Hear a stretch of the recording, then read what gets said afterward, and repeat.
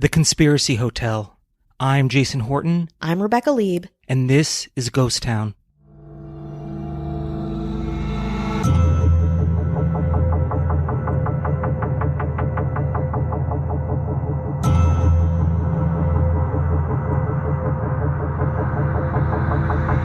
Hey all, as I mentioned before, October continues with some other hotels that are out of control. Some are haunted, some are the sites of grisly crimes or have dark histories.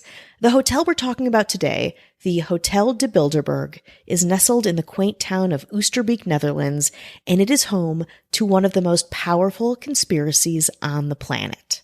The Hotel De Bilderberg is still in operation, but on the weekend of May 29th, 1954, it was one of the minor, maybe medium-sized hotels in the Bilderberg hotel chain, which still runs 12 hotels in the Netherlands and in Germany.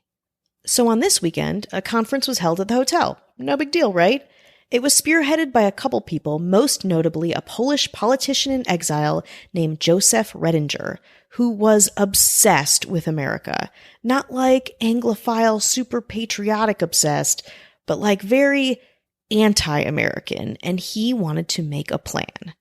So he proposed an international conference where leaders from European countries, and even the United States, could come together, eat some herring and stroopwafels, and talk about Atlanticism. Now, Atlanticism is not a bad idea in and of itself. It's essentially the belief that a close relationship between the United States, Canada, and Europe should be more united, and everyone should make decisions together. But consider where America was in 1954. Yeah, we were doing our own thing. Redinger approached Prince Bernhard of the Netherlands and former Belgian Prime Minister Paul van Zeeland, and then the head of Unilever, Paul Rejkins. Unilever is like the General Mills of Great Britain. They make all kinds of food, condiments, ice cream, coffee, cereal, cleaning solutions, but probably most popularly, soap and margarine. Yum. Prince Netherland man Bernhard contacted Walter Bedell Smith, the then head of the CIA, who asked Eisenhower's advisor Charles Douglas Jackson to address the conference. 2 people from each country were to be invited, one representing the conservative point of view and one for the liberal point of view. 50 delegates from 11 countries in Western Europe attended the first conference, along with 11 Americans. That math doesn't add up, huh? It was called the Bilderberg Conference because, well, the hotel. Sexy and secret, I guess. Let's just take in that kind of Westernism and ethnocentrism and take a little break. So the meeting was a huge success. What they talked about, though, will remain unknown to everybody not involved. Still, to this day, this conference decided, allegedly, to continue itself every year. A permanent steering committee was rumored to be established with Redinger appointed as permanent secretary. The steering committee's job was to keep a register of names and contact details to create a web of top-secret individuals who could call upon one another with discretion and at a moment's notice.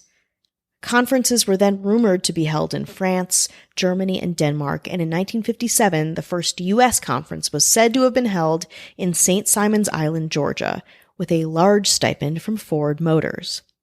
The rumor was that the Bilderberg Conference kept being held, meeting year after year, adding more and more powerful people to its roster. Past participants have included, and these are all again unconfirmed, rumored, Margaret Thatcher, who may have attended the 1975 meeting at Turkey's Golden Dolphin Hotel, former media mogul Conrad Black, who has been to more than a dozen conferences, Bill Clinton, Barack Obama, Tony Blair, Condoleezza Rice, Donald Rumsfeld, Queen Beatrix of the Netherlands, King Juan Carlos of Spain, and top officials of BP, IBM, Barclays, and the Bank of England. So this little hotel in this tiny village was built in 1926 and just became larger than life. Like Bohemian Grove, which we talk about in an earlier podcast if you want to know more about hotels and conspiracies they hold, the Trilateral Commission, which we have yet to talk about, but probably will, Bilderberg attracts the paranoia of conspiracy theorists. And I'll say it kind of rightly so. I mean, I think conspiracy is latched onto this meeting, this yearly conference of important people, and the secrecy is what creates the stigma around it and the intrigue. We don't know who is involved. We don't know where they are. We get leaked little bits of information. And for me, scouring the internet, trying to find as much as I can, it's really privileged information. It is off limits. We have so many rich and powerful, influential people interacting with each other all of the time. So that there's another kind of Skulls-like secret society is both intriguing and infuriating. In 2005, the BBC ran an article about the Bilderberg Group where the chairman of the secretive, he prefers the word private, organization named himself as the 73-year-old Viscount Etienne d'Avignon, the corporate director and former European commissioner. The article really doesn't say much because d'Avignon attests there isn't much to say.